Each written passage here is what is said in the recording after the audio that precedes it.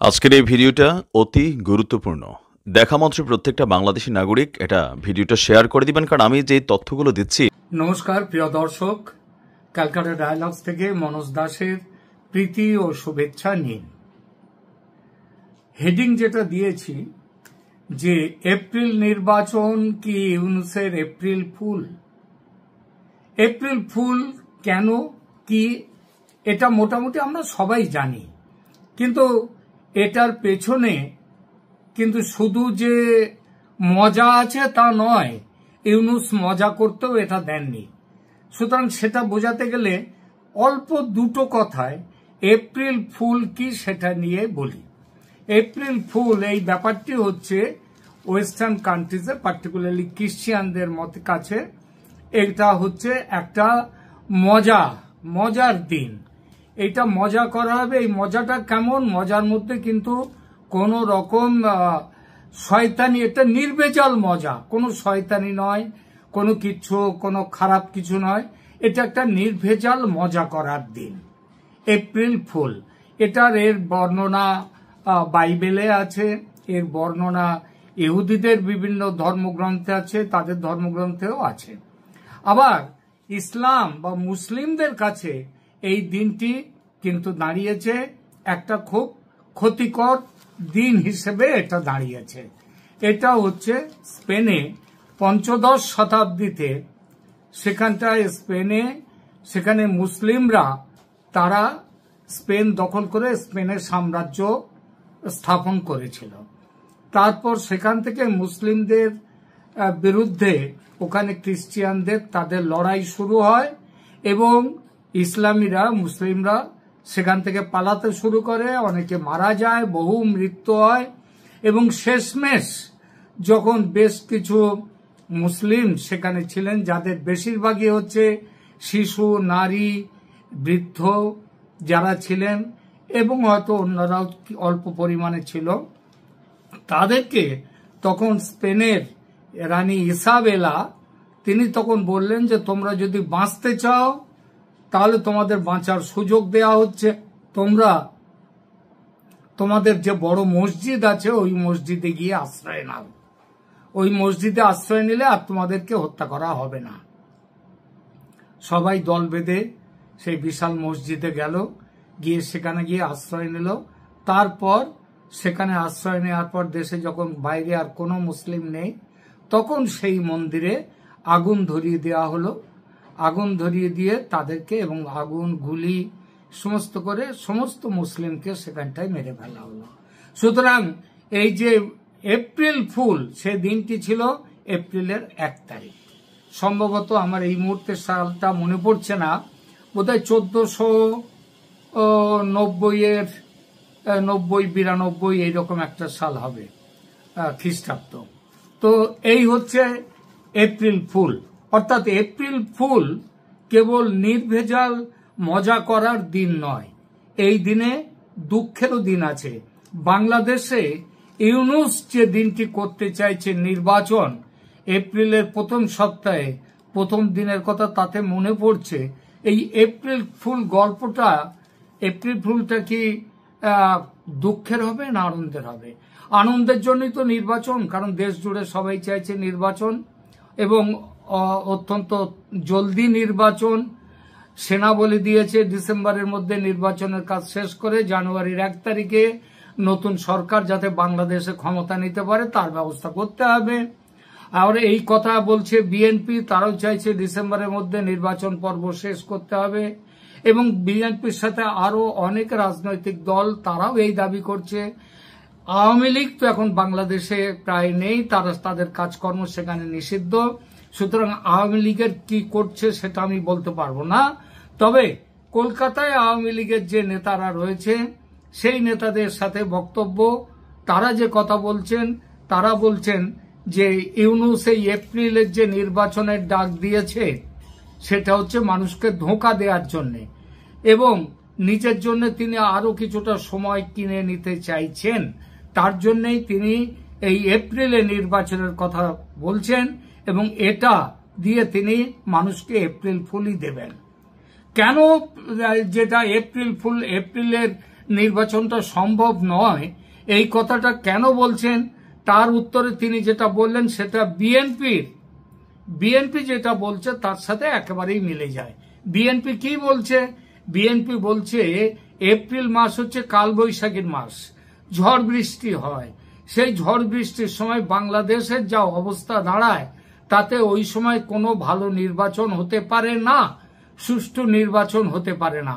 সুতরাং এই যে কথাটা বললেন আমাদের ইউনূস সাহেব, সেটা হচ্ছে ভোট না করার জন্যই তিনি ওই এপ্রিলের তারিখটা দিয়েছেন। একই কথা বললেন এখানে আওয়ামী লীগের যে এক প্রাক্তন মন্ত্রী, এবং তিনি প্রাক্তন এমপি নয়, তিনি বর্তমান এমপি, কলকাতায় আছেন। তার সাথে কথা বলতে, আমি তার নামটি করলাম না, কিন্তু তার সাথে কথা বললে তিনি ওই একই কথা বললেন। তিনি একটাই কথা বললেন, নির্বাচন হবে, করা উচিত, সেটা হচ্ছে একেবারে ডিসেম্বরের মধ্যে, অর্থাৎ শীতকালের মধ্যেই, শীতের আগেই নির্বাচন, শীতের মুখোমুখি সময় নির্বাচনটা করতে হবে, তাহলে বাংলাদেশে সুষ্ঠু নির্বাচন করা যায়। এবং এই জন্যেই বাংলাদেশে একবারে নিয়মতান্ত্রিকভাবে জানুয়ারিতে নির্বাচন করার কথা সমস্ত এতদিন ধরে সেটাই হয়ে এসেছে। 2024 সালেও 7ই জানুয়ারিতে নির্বাচন হয়েছিল। এখন এই যে কথাটা, এখন তো এগুলো রাজনৈতিক দলের কথা বললাম, সেটা হচ্ছে বিএনপির কথা এবং আওয়ামী লীগের কথা। আরো যে সমস্ত দল নির্বাচন চাইছে দ্রুত বাংলাদেশে, তাদেরও বক্তব্য এইটাই, এপ্রিলে নির্বাচন হতে পারে না। সুতরাং কারোর সাথে কথা না বলে এই যে একটি ডেটটা ঠিক করেছেন, হ্যাঁ, এটার মধ্যে একটা কথা বলার দরকার, সেটা হচ্ছে কারোর সাথে কথা বলেননি, এটা ঠিক নয়।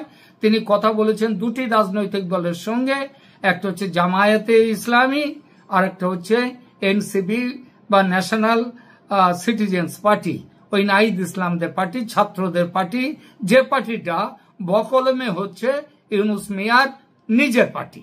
তাদের সাথে কথা বলে এটা করেছেন, কারণ তারাও তো ভোট চায় না। সুতরাং এরপরে কি হবে না হবে তাদের ব্যাপার। তো এই যে ব্যাপারটা, এটা তো রাজনৈতিক দলগুলোর কথা বললাম। এবার বলি ভারত এই ব্যাপারে কি ভাবছে। ভারতকে এই ব্যাপারে কি ভাবছে সেটা এবার একটু বলিনি।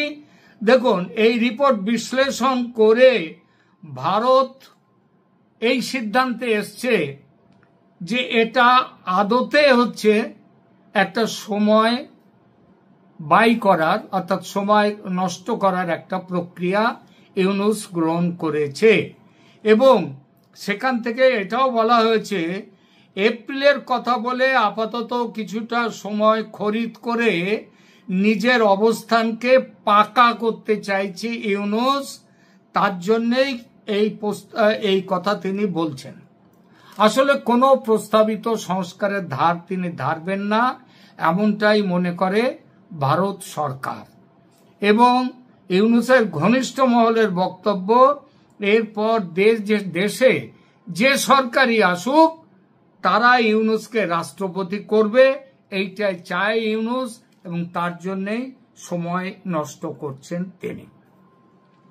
এখন এই পরিস্থিতি যেটা দাঁড়িয়েছে, তাতে একটা বড় প্রশ্ন যে ইউনূস এই যে সবাইকে হুট আউট করে দিলেন, কারো কথা মানি না, একমাত্র জামায়াতের কথা মেনে তিনি এপ্রিল নির্বাচনের কথা যে ঘোষণা করলেন, এটাকে সেনাকে তো মানে পরিষ্কারভাবে অস্বীকার করা, একেবারে পরিষ্কারভাবে অস্বীকার করা হলো, বিএনপিকে অস্বীকার করা হলো।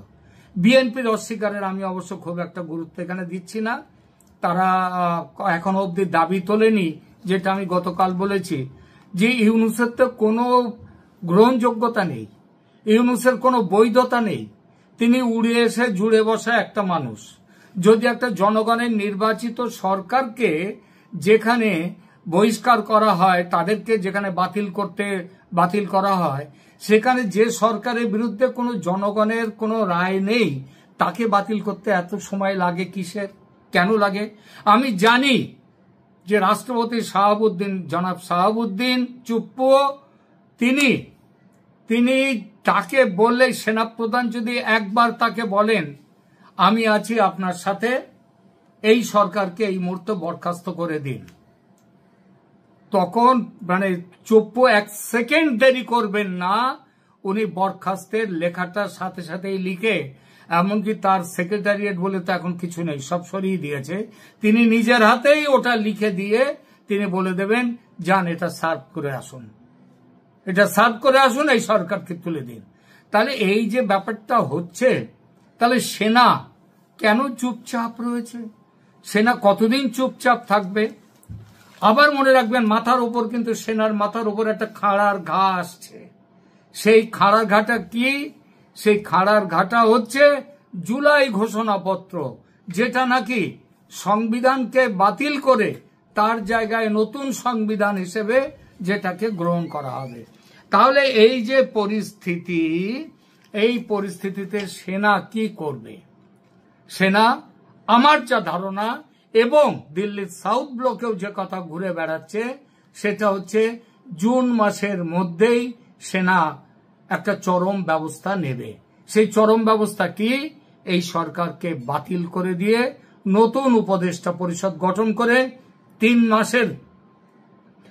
মাসের মধ্যে, 3 মাস হলে এটা হচ্ছে জুন, জুলাই, আগস্ট, সেপ্টেম্বর, তখন আবার বর্ষাকাল থাকতে পারে। সুতরাং আমার ধারণা নভেম্বর ডিসেম্বরের মধ্যে নির্বাচনের চূড়ান্ত ঘোষণাপত্র তৈরি হয়ে যাবে।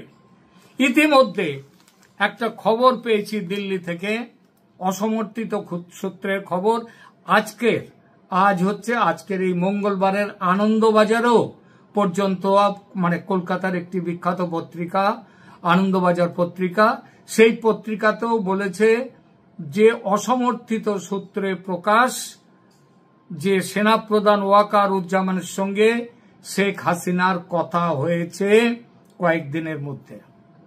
এই কথাটা আমি আজ থেকে 4 দিন আগে আপনাদেরকে জানিয়েছিলাম। আমি এ খবর পেয়ে গেছি 4 দিন আগেই, যে সেনাপ্রধান শেখ হাসিনার সঙ্গে কথা বলেছেন। আমি এটাও বলেছিলাম, সেনাপ্রধানকে শেখ হাসিনা বলেছেন, আমি তোমাকে বিশ্বাস করি, এবং একথাও বলেছেন, তুমি না থাকলে সেদিন আমাকে বাংলা ছেড়ে, ঢাকা ছেড়ে দিল্লি আসা সম্ভবপর হতো না, আমাকেও আমার বাবার মতো ওখানে মেরে ফেলা হতো। সুতরাং তোমার কোনো ভয় নেই, আমি তোমার সাথে আছি, কিন্তু তুমি বাংলাদেশকে রক্ষা করো, এই সরকারকে হটাও।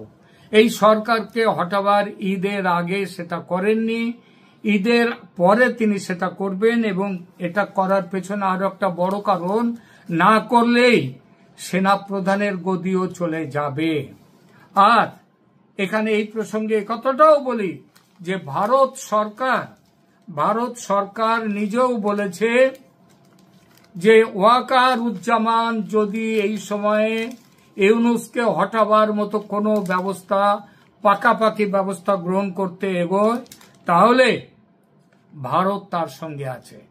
ভারতের সঙ্গে থেকে কি করতে পারে যেটা, সেটা 2 কথায় সেই কথাটা বলবো। সেটা হচ্ছে, দেখুন, বাংলাদেশ সেনাবাহিনীর মধ্যে সমস্ত সেনা যে এক পথে চলে তা মানবার কোনো কারণ নেই। বাংলাদেশ সেনার বিভিন্ন গোষ্ঠী আছে, এই বিভিন্ন গোষ্ঠী তাদের মাথা বিকিয়ে রেখেছে বিভিন্ন দিকে।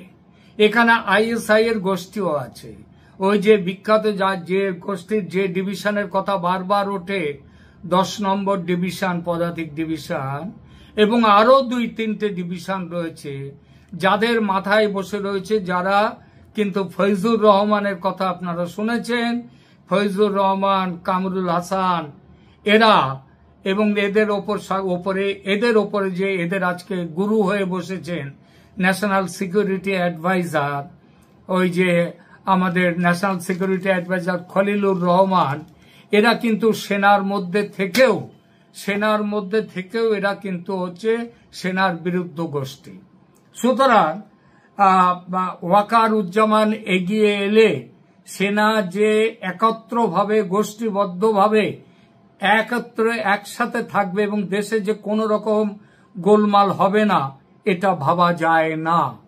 আজকে যদি ওয়াকারুজ্জামান যদি একে আমাদের ইউনূসকে যদি তাকে রাষ্ট্রপতিকে দিয়ে ইউনূসকে বাতিল করে দেন, এটা বাতিল করাটা কোনো ব্যাপারই নয়, 1 মিনিটের ব্যাপার, 1 লাইন চিঠির ব্যাপার, যে your service is no longer required, আপনার চাকরি, আপনার কাজ আর আমার দরকার নেই, এইটাই।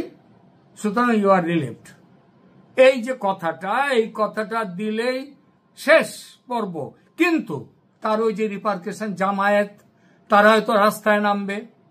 জামায়াত যদি অস্ত্র হাতে রাস্তায় নামে, বিএনপি কি রাস্তায় নামতে পারবে? আমার তা মনে হয় না। এই যে এত বড় যে মুজিবুর রহমানের ভাস্কর্য ভাঙা হলো, 32 নম্বর বাড়ি ভাঙা হলো, হাজার হাজার যে মুরাল ভেঙে ফেলা হলো, স্বাধীনতা যুদ্ধের ভাস্কর্য ভেঙে ফেলা হলো, ভাঙলো তো ওই জামায়াতিরা।